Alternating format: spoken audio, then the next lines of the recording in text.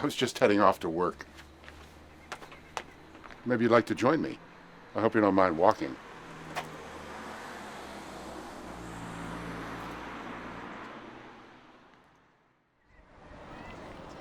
I'm not sure what these tourists are expecting to see in the nation's capital, but probably not me. I'm making my way to Gallaudet University, a college for deaf students.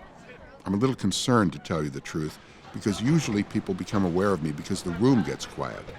Are these folks even going to notice? They do. And I'm ready for them. I started doing magic when I was 12, and I reinvented some of my favorite effects so that I could do them without talking, preserving the mysterious spell of the movement.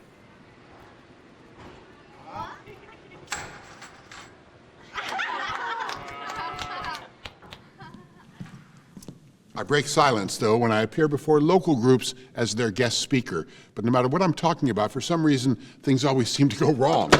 Whoa.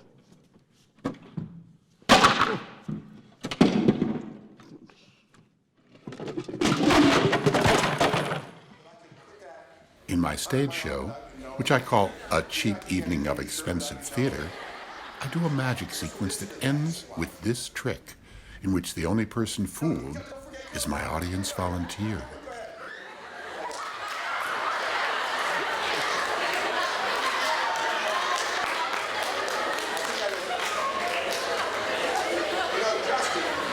I would like to explain this to you, but I'm afraid the answer might be over your head.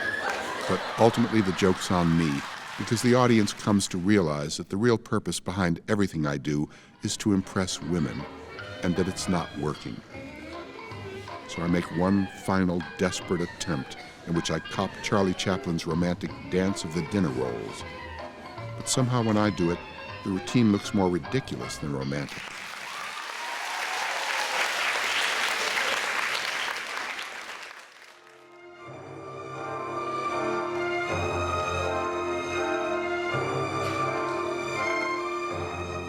So I end my time in the community as I began it, with a nice leisurely walk.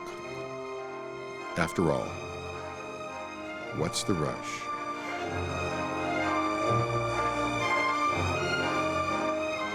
Eventually, weather permitting, I hope to make it to your town.